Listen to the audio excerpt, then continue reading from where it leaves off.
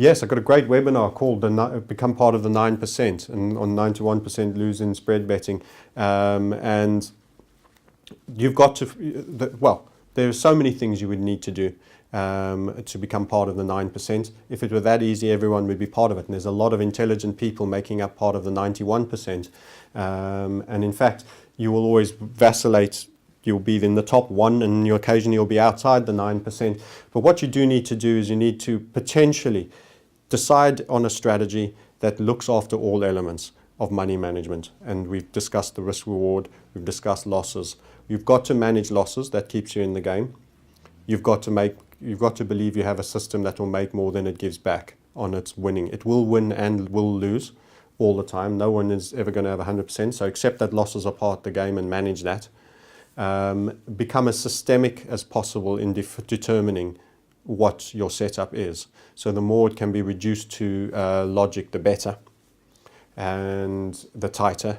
And then you need to stick to the system as systemically as possible as well, which most people are incapable of with emotions, particularly after, say, 3 losses. You'll be snakebite fearful, and after 3 wins, you'll be piling on twice the size. And that'll be the one that'll lose and give back all of those 3 wins and some. So that's where focusing on, if you had to develop a black box system, is not a bad process for defining your strategy. And that's what you find interesting. Observing charts, a lot of observation, a lot of drawing of charts, and a lot of use of patterns. Patterns are probably the most powerful technical analysis tool for me outside of the larger trend Dow theory.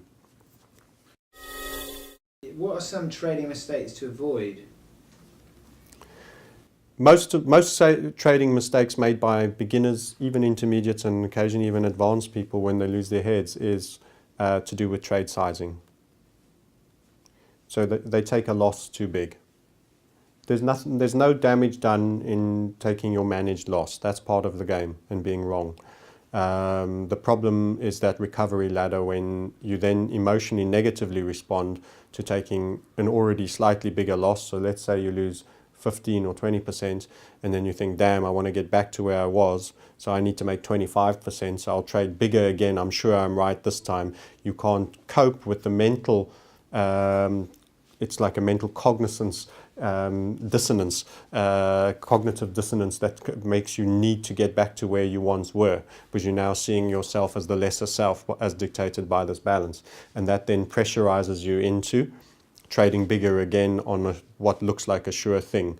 But now you're punch drunk because you must find an opportunity quickly, and it's not a sure thing. It's the first thing you grabbed hold of that best represents a possible trade. So you're then bastardizing your criteria to grab hold of something that you expect to leverage you back into where you once were. This is a very big fatal spiral, because once again you then overtrade because you've got to make back more to get back up, and that's the recovery ladder concept, and boom. That is probably the single most destructive that sees someone have a £10,000 account reduced to, a few hundred or £1,000, and then virtually giving up, realizing that they've blown it.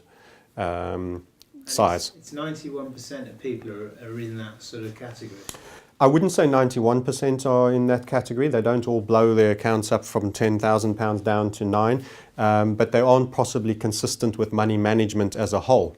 And sizing is one element of money management. Don't forget, I said risk reward should be central to that as well. So they're taking trades that aren't worth the squeeze. The juice isn't worth the squeeze. And the probability of win rates, they haven't tested what likelihood they have of winning. Too tight a stop, something else I've mentioned. All of those things all fall under the larger money management cluster, and those are all key.